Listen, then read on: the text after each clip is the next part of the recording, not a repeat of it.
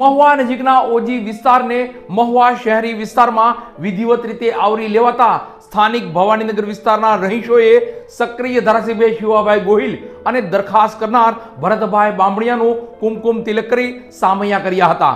તો અભિવાદન કરવા એક કાર્યક્રમનું આયોજન પણ કરવામાં આવ્યું હતું.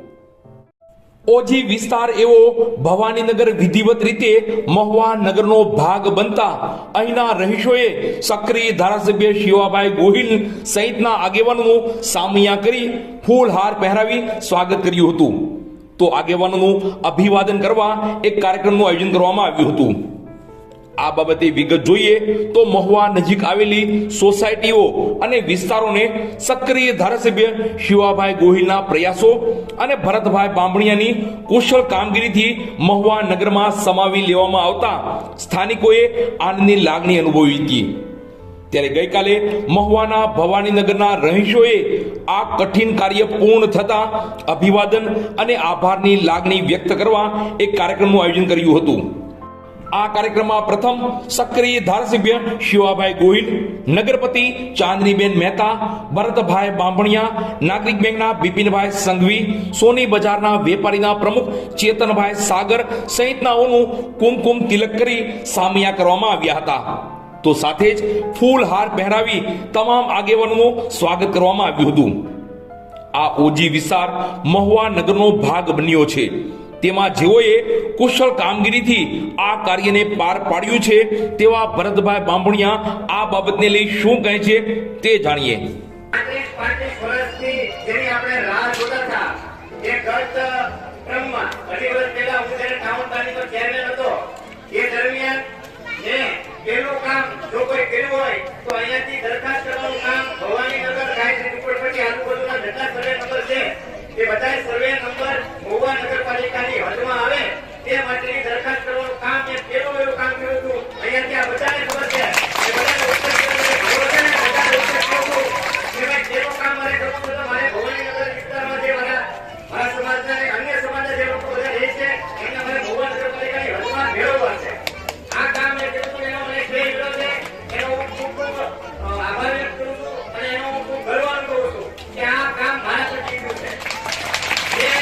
જ્યારે મંગળવારે ધારાસભ્યશ્રી આવે ગાંધીનગર જાઉં અને પેલું કામ ધારાસભ્યશ્રીને કહીએ કે મુખ્યમંત્રીને કહો ને કે આપણો હદ વધારાનો જે હદ વધારાની જે દરખાસ્ત છે એ દરખાસ્તને મંજૂરી મળે અને વારંવાર લગભગ 4 થી 5 વખત મુખ્યમંત્રીને રૂબરૂ ધારાસભ્યશ્રી ત્યાં એના પરિણામે લક્ષીને આવતા દિવસોમાં જે મહુવા સિટીમાં આખું મહુવા અમે વળી દીધું છે એવી જ રીતે ભવાનીનગર અને આજુબાજુના વિસ્તારમાં કોઈ જગ્યાએ અમે પ્રસાદ રાખશું નહીં.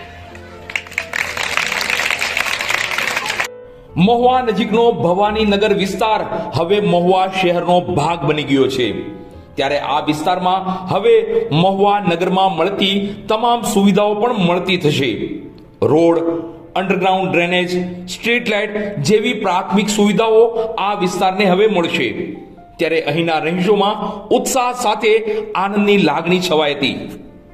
દરેક વ્યક્તિએ ખૂબ આભાર માનવો જોઈએ કે આપણા વર્ષોથી જે પડતર પ્રશ્ન હતા એ બહુ મુશ્કેલીવાળા હતા અને તમે લોકો જ્યારે ચોમાસામાં રજૂઆત કરવા આવ્યા હતા બધા બહેનો ત્યારે હું પણ હાજર હતી. એટલે અમારી પાસે ગ્રાન્ટ હોવા છતાં ઓછી વિસ્તારોમાં કામ નહોતી કરી શકતા એ અમારી મજબૂરી હતી.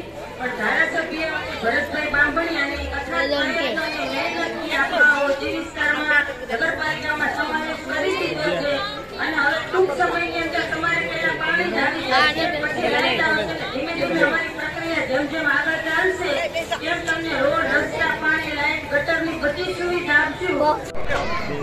શિવાભાઈ ગોહિલના પ્રયત્નથી મહુવાને ફરતા બધા જ એરિયાઓ કે જે નગરપાલિકાની હદમાં આવતા નહોતા એ બધા મેળવી દીધા છે.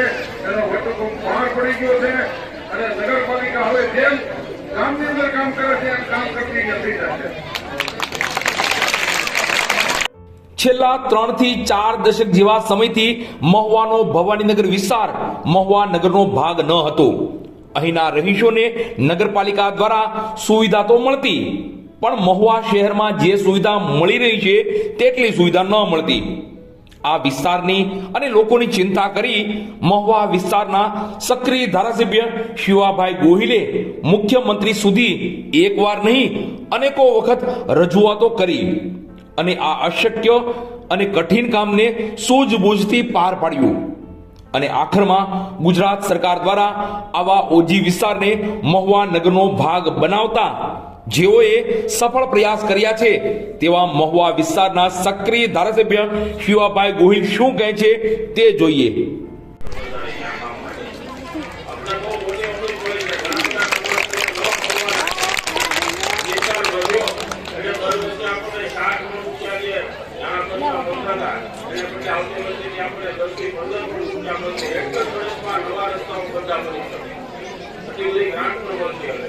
પીવાના પાણીની પાઇપલાઇનનું જે સરકારમાં કરી દીધું છે. વરસાદના પાણીના નિકાલ માટે આ નવા વિસ્તારમાં 10 કરોડ રૂપિયાની દીવાલ મૂકી એટલે 25 કરોડ થઈ જાય છે. આપણા ડીબી રસ્તાઓ નવા રસ્તાઓ મોટા બનાવવા માટે અડધા મોવાની સિમેન્ટ તૈયાર થઈ ગઈ છે. નાખી જાય તો પણ એટલી કરવું પડશે આપણે આ ગુજરાતી